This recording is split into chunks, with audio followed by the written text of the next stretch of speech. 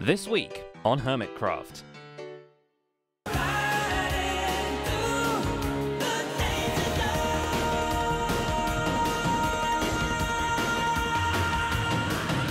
Welcome to the Hermitcraft Recap. My name is Pixel Riffs, our writer is LoyXP, and we are excited to remind you that there is another 12-hour livestream extravaganza coming at you this Sunday. The schedule is right there on your screens and at hermitcraft.com/livestream. Set your kitchen timers now so you don't miss it. And now that this video is nice and dated, let's take a look at all the events and mishaps that occurred on the Hermitcraft server this week. Guess who's back? Back again. Scar is back.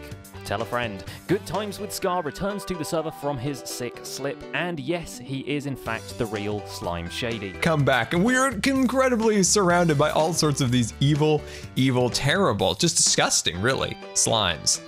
XB Crafted, meanwhile, has himself a somewhat more efficient slime farm in a slime chunk underneath the Woodland Mansion, which by now might as well be a woodland factory, seeing as how it has more and more automated farms cropping up inside. Taking a break from his industrial revolution, XB visits Python and exchanges skeletal horse fighting techniques, just as Python's base is flooded by villagers. And creepers. Whoa, okay, really? I'm trying to do technical stuff here, mate! Having recently lost all his gear, iJevin goes on a server-wide trading rampage, visiting several people's bases and snatching up every enchanted book trade he can find. It's going to take quite a bit of emeralds to get what we need, I think. So. Zedaf, on the other hand, intentionally kills himself over and over, using progressively stupid means just to see if anyone would care. Yeah, I think that was quite a fun experiment. As I anticipated, some people were clearly busy or, AFK or something like that. But the derp is turned to the max when him and Tango Tech come together to revive the Hermitcraft space program and revamp it into the aerial sheep service. You mean on the ass? Something like that, yes. But we don't. Wow. We never figured that out ourselves. That's just. And of course, their launch pad is inside a giant sheep's butt. Why wouldn't it be? Azuma actually has another collab this week, an hour-long visit with none other than resident Spoon Lord Mumbo Jumbo. With their powers combined, they install a device specifically for those occasions when you find yourselves flying out of a sheep's buttocks, the Spoon and Derp Moment counters. The terms of their arrangement are not entirely clear right now, but whoever ends up having less counts than the other gets a monument in his honour at the competitor's base. But perhaps the people watching can give us ideas with comments. That would be cool. And a statue of Azuma would fit right in Mumbo's base perimeter, seeing as how at the moment it looks pretty similar to last season's Octavoid. Still, say what you will about Mumbo, but his Guardian farm is a big plus. The Guardians of the server take another hit this week as one more monument falls to the Hermit kind. Not only does False Symmetry raid one in her eternal crusade against the boss mobs, in between setting up her personal Abba cave for Abba competing any willing participants, but on top of that, Cubfan ends up kidnapping all the Elder Guardians from the one near his base and putting them on a retirement island nearby. As if that wasn't insult enough, he drops a truckload of sand on the monument itself, creating the biggest sandcastle on the server. Zombie Cleo would be jealous, but her sandstone monuments supposedly aren't even hers. She's just an archaeologist, uncovering and reassembling the ancient wonder of a holy head temple. At least, that's what she's telling herself. That belongs in a museum! The Guardian humiliation continues when Iskal85 channels his hate for squid into making a more productive squid farm than the one that didn't work. And Impulse SV takes that concept even further, using the dangerous ancient brickfish to make a laser show. But after all this, the Guardians have decided enough is enough, and they bring down great vengeance and furious anger on Impulse while he's AFK farming them, trying to reach 1,000 levels. He manages to hit 861 levels before the fish finally take him down, and the death message is felt around the server. Oh no. No. Oh, come on. The up-close and personal approach to mob farming has its dangers, so TFC takes the opposite approach and builds a hostile mob farm as high in the sky as possible. Biffa still beats him though, as he goes even higher, into outer freaking space, after he's mined out half the desert of course, but so by the time him and Wells reconvene a meeting of the OHO, Biffa's end island is already covered in sandstone slabs.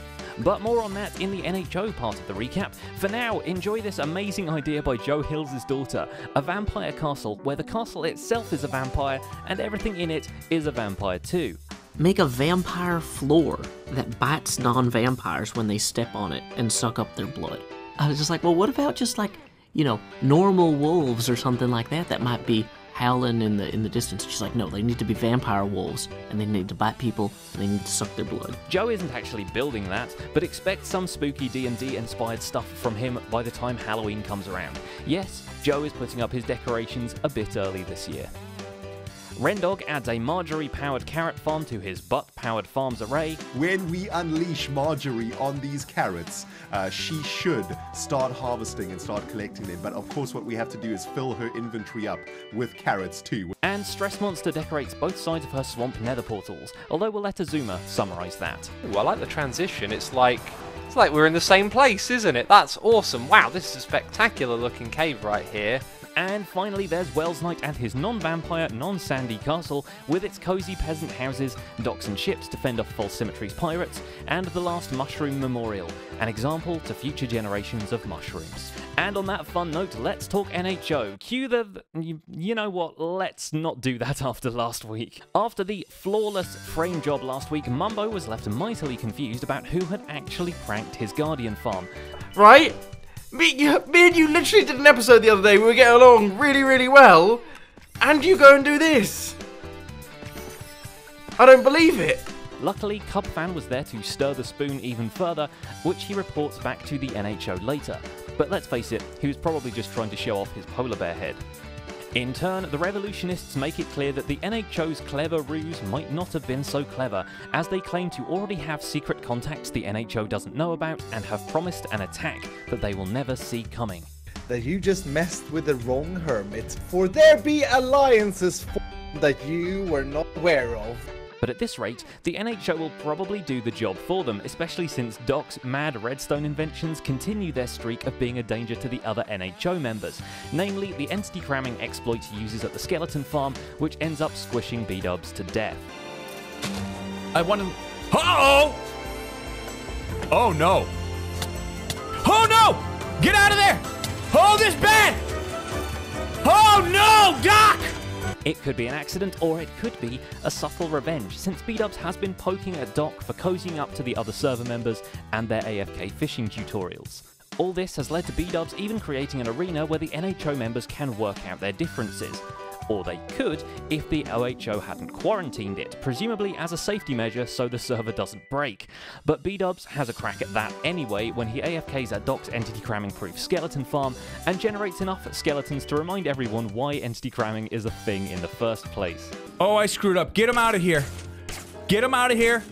Something's happening. I think if I flip the lever, it would just kill them all, actually. But I want this XP, baby! Despite all of this, Doc still has an overproductive villager breeder, so tune in next week to see how B-dubs kills himself with that. Oh god. Yeah, this episode is full of memes today, that's for sure.